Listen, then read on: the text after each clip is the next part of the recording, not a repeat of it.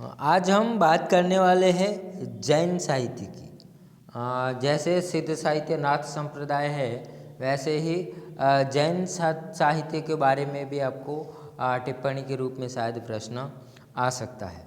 तो देखिए, जिस प्रकार हिंदी के पूर्वी क्षेत्रों में सिद्धों ने बौद्ध धर्म के व्रजयान का मंत्र का प्रचार किया, हिंदी कविता के माध्यम से ही किया, उसी प्रकार पश्चिमी के क्षेत्र में जैन साधुओं ने अपने मत का प्रचार हिंदी कविता के माध्यम से ही किया। इन कवियों की रचनाएं जो है आचार, रास, फागु, चरित आदि विभिन्न शैलियों में मिलती हैं। आचार शैली में जैन काव्यों में घटनाओं के स्थान पर उपदेशात्मकता को प्रधानता दी गई है। फागु और चरित काव्य शैली की सामान्यतः जो से मान्यता है वह प्रसिद्ध हुई है। रास शब्द संस्कृत साहित्य में क्रीड़ा और नृत्य से संबंधित है। भरत मुनि ने इसे क्रीडनीयक कहा है। वात्सायन के कामसूत्र में रचना काल तक रास में गायन का भी समावेश हो गया था। अभिनव गुप्त ने रास को एक प्रकार का रूपक माना है। ठीक है। और देखिए कि लोक जीवन में कृष्ण की लीलाओं के लिए रास को एक प्रकार का रूपक माना गया है। ठीक है। और इसीलिए यह उसके लिए रास जो है वह रूढ़ हो गया है। आज भी सामान्य जनता उसी अर्थ को इसका प्रयोग करती है। जैन साधुओं ने रास को एक प्रभावशाली रचना शैली के रूप दिया है। जैन तीर्थंकरों ने जीवन चरित और वैष्णव अवतारों की कथाएं जैन आदर्शों के आवरण में रास नाम से पदबद्ध की गई है। जैन मंदिरों में श्रावक लोग रात्रि के समय ताल देकर रास का गायन करते थे। 14वीं शताब्दी तक इस पद्धति का प्रचार किया गया है। अतः जैन साहित्य का सबसे अधिक लोकप्रिय रूप रास ग्रंथ बन गए। वीर गाथाओं में रास को ही रासो कहा गया है, किंतु उसकी विषय भूमि जैन रास ग्रंथों से भिन्न हो गई है। पूर्वोत्तर प्रमुख शैलियों में लिखित आदिकालीन हिंदी जैन साहित्य का संक्षिप्त परिचय यहाँ पर देखा जा सकता है। उसका संक्षिप्त परिचय देखिए इस प्रकार है। ग्रंथ है श्रावकाचार। देवसेन नामक प्रसिद्ध जैनाचार्य ने 933 ईस्वी सन में इस काव्य की रचना की थी। ये अच्छे कवि तथा उच्च कोटि के चिंतक थे।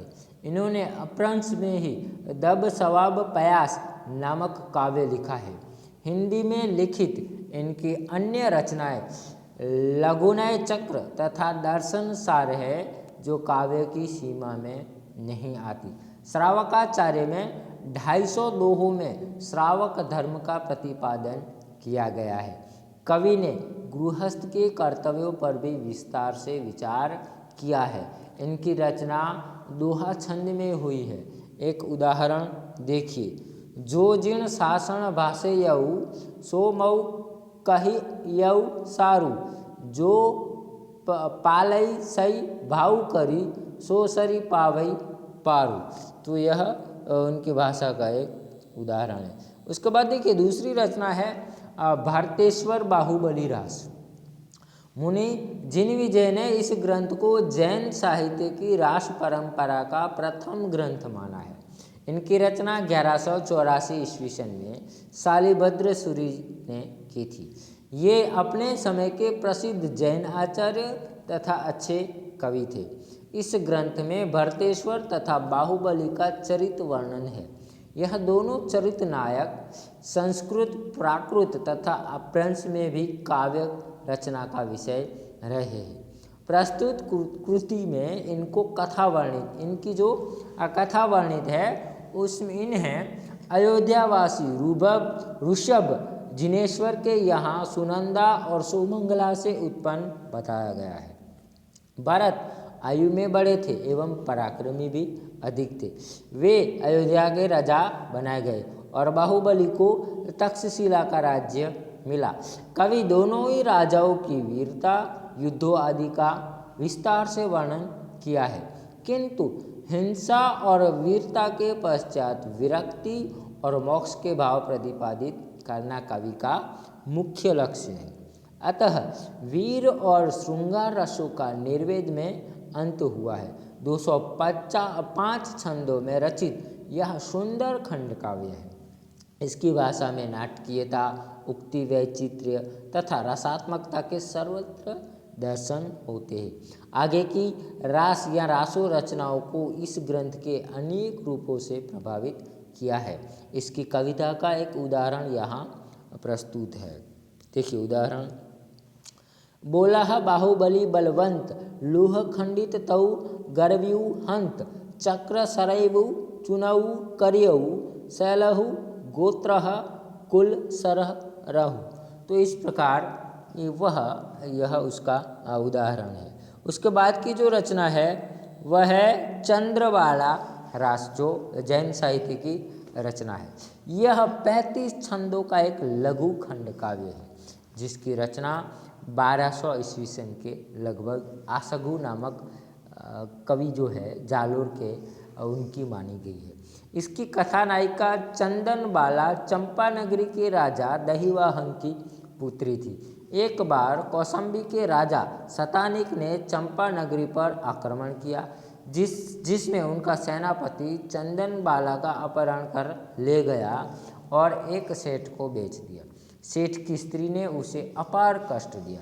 चंदनबाला अपने सतीत्व पर अटल रहकर सब दुख सहती रही और अंत में महावीर से दीक्षा लेकर मोक्ष को प्राप्त हुई। इस लघु कथानक पर आधारित यह जैन रचना करुण रस की गंभीर व्यंजना करती है। भाव सौंदर्य के जितने चित्र इसके रचयिता ने अंकित किए हैं, सभी उनकी काव्य निष्ठा व्यंजित है।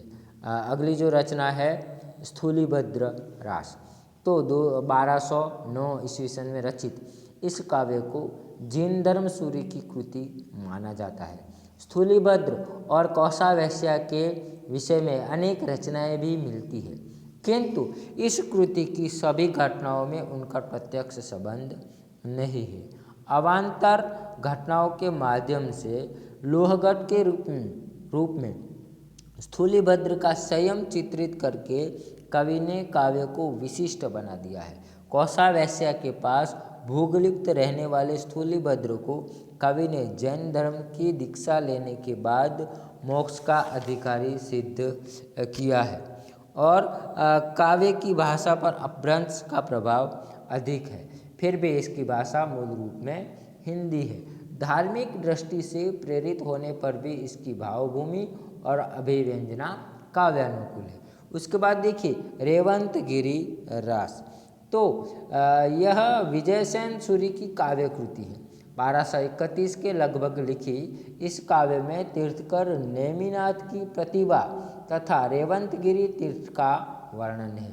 यात्रा तथा मूर्ति स्थापना की घटनाओं पर आधारित यह रास वास्तुकलात्मक सौंदर्य का भी आकर्षण प्रस्तुत करता है। प्रकृति के रमणीक चित्र इस काव्य के भाव तथा कला पक्ष का श्रृंगार करते हैं।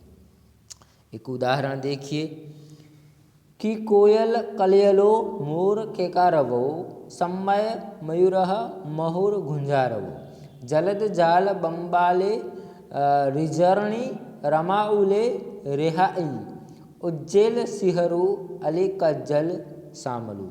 उसके बाद जो आखिरी है वह है नेमिनाथ रास। इस काव्य की रचना सुमति गणी ने 1213 में की थी। 58 छंदों की इस रचना में कवि ने नेमिनाथ का चरित्र सरस शैली में प्रस्तुत किया है। नेमिनाथ के प्रसंग में श्री कृष्ण का वर्णन इस काव्य का विषय है और इन दोनों के माध्यम से विभिन्न भावों की व्यंजना हुई है। रचना की भाषा अपभ्रंश से प्रभावित राजस्थानी हिंदी है। तो इस प्रकार विभिन्न प्रकार के रासों के माध्यम से जैन साहित्य जो हमारे सामने आता है, मगर वह धार्मिक प्रचार को ही केंद्र में रखकर लिखा गया था, इसलिए इसकी रचनाएं बहुत कम मात्रा में देखने को मिलती है।